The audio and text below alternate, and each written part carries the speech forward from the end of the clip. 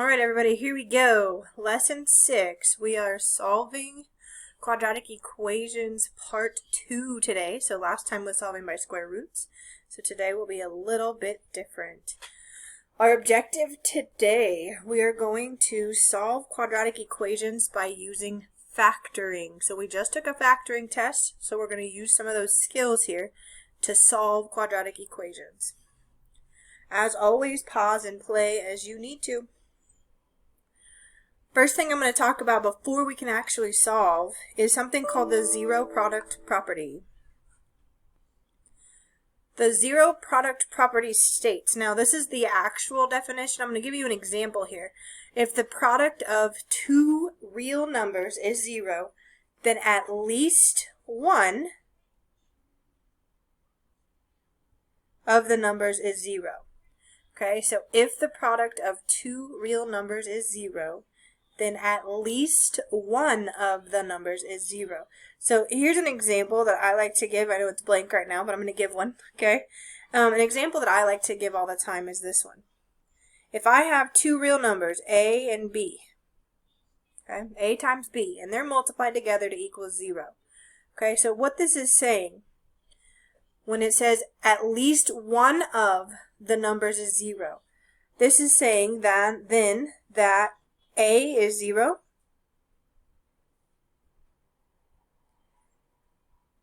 B is 0, or both A and B are 0.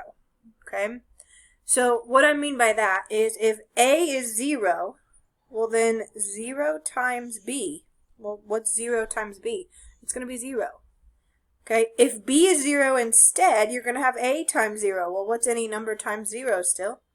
0. If both of them are 0, you end up with 0 times 0 is equal to 0. So we are going to use this property and what we know about factoring to solve by factoring.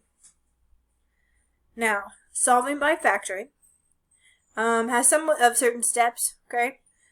First, you want it equal to 0. Okay, is it equal to 0? Yes or no? If not, get it equal to 0. My word. There we go. Okay, so if it's not already equal to 0, make it equal to 0.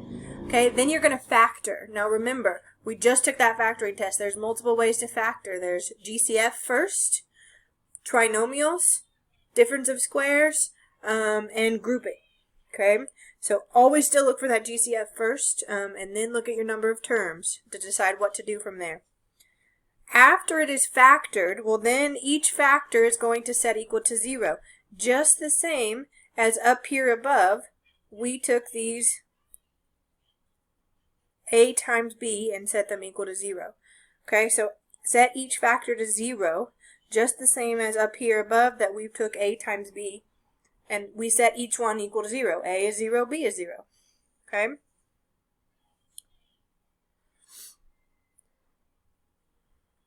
So here's the first example. X squared plus 12 equals negative 7x. So just like I asked before, first thing, is it equal to 0? Well, is it? The answer to that's no. Right now it's equal to this negative 7x. Alright, so we can add 7x to the other side. Now remember, when you're adding to the other side, you want them to be in standard form, meaning I want it to say x squared plus 7x plus 12, and it has to be equal to 0. Every step from here on out, you will put that equal to 0 because we are solving an equation. Alright, now that I have my three terms, I'm going to look at myself here. Is there a greatest common factor? Well, x squared, 7x, 7, or 12. No, there's no greatest common factor here. Okay, so now I'm going to look at how many terms do I have. Well, I have 3 terms. What does 3 terms tell me? 3 terms tells me that I can factor using this mile chart. Okay, so if I factor using the mile chart, I have a 1 in front of here, remember. 1 times 12. I am multiplying to 12 and adding to 7. When I look through my factors, 1 times 12, 2 times 6, 3 times 4. 3 times 4 will indeed work. Okay? Just the same as we factored before, I'm going to replace it. X squared plus 3x plus 4x plus 12. I told you every step now has that equal to 0. That's important. Every step has that equal to 0. Okay? Just the same, I'm going to take this and I'm going to group it. Group those first 2 terms, group those second 2 terms. What do they have in common? An x. Right now I'm not doing anything new. This is the same factoring we had just finished doing. They have a 4 in common.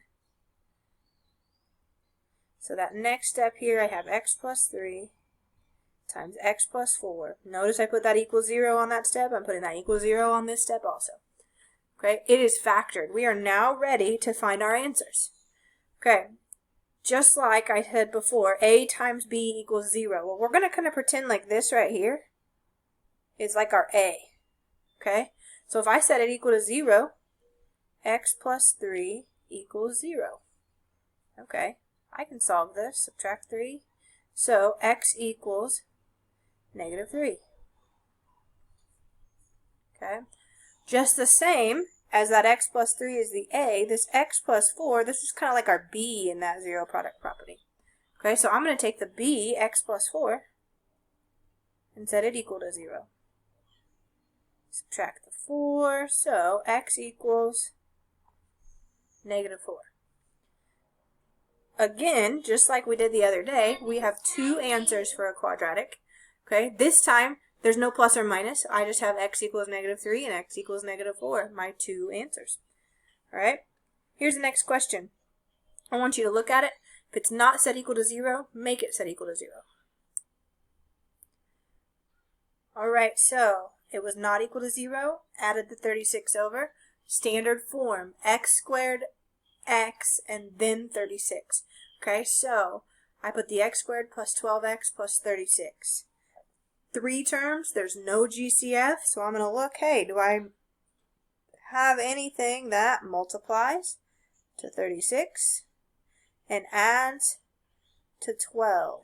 Okay, I want you to find those factors, and I want you to factor that left side all the way to the end. Okay, so factor that left side. Remember that equals 0 on every single step. Alright, so I found those factors of 6 and 6. After I had found those factors, I put them in. I factored by trinomials using the grouping after that. Okay, and I stopped right here at this x plus 6 times x plus 6. You may have written it as x plus 6 squared. Okay, and if you wrote it as x plus 6 squared equals 0, that's not wrong. Remember that every single step here, every single step, I had that equal to 0. Every single step in there. Okay? From here, again, I have my A and my B, so this is kind of like my A. This one here is kind of like my B. And no, you don't have to show this that I'm showing here. This is for your notes purposes. Okay? If you wrote it like this, x plus 6 squared, okay, that's not your answer right there, but if you wrote it like that, then that just means that you still are going to take x plus 6 twice and set it equal to 0. Okay? Now when I set x plus 6 twice equal to 0 and I solve, I get x equals negative 6 one time, and then I get x equals negative 6 two times. It is possible to have 2 answers that are exactly the same, and that is what happened here. Alright? Next example. As you write it down, is it equal to 0? So the answer is yes, it is equal to 0. The next question you should ask yourself is there a greatest common factor? And the answer to that question is yes, there is a greatest common factor. There is a greatest common factor of both 2 and x.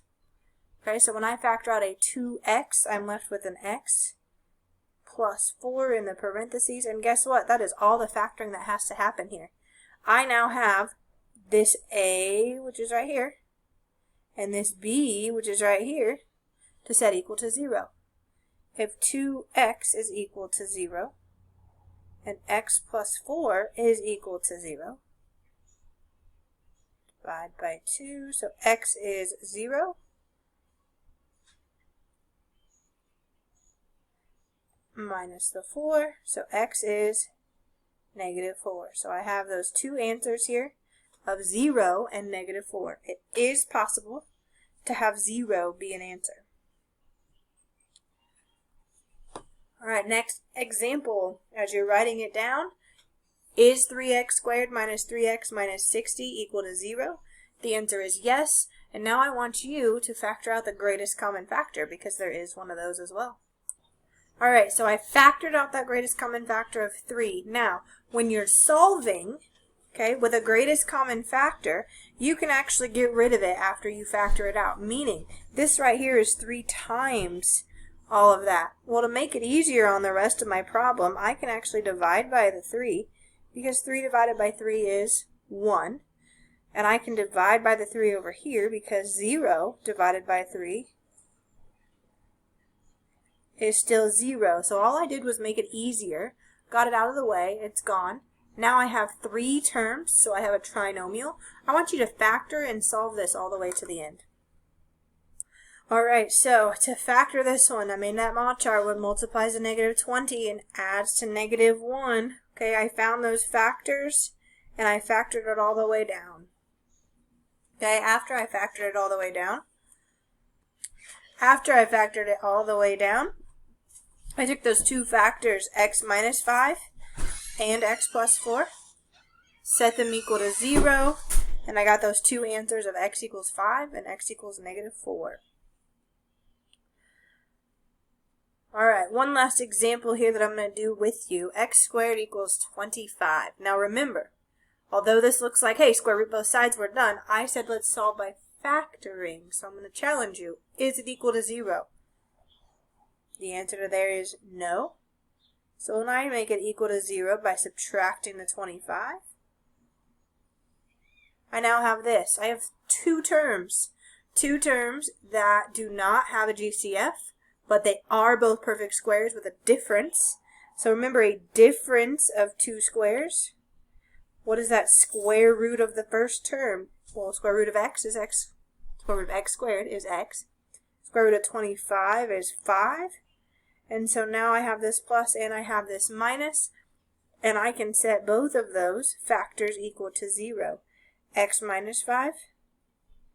Set that one equal to 0. Take this x plus 5. And set it equal to 0.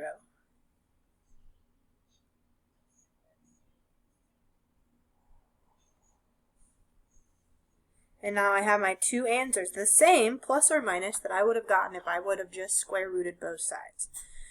What I'm going to challenge you to do right now is, I have two questions here, okay? I want you to write them down, I want you to get them equal to 0, and I want you to factor and solve, okay?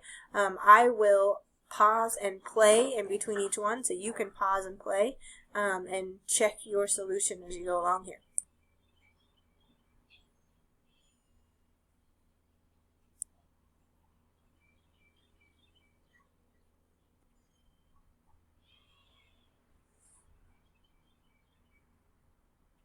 Alright, the only thing that's strange about that first example is that you end up with this 5 over 2 or 2.5 as a solution. If it was a 3 on the denominator, I would have left it as a fraction. Alright, but when it comes out to a nice decimal, I can do that.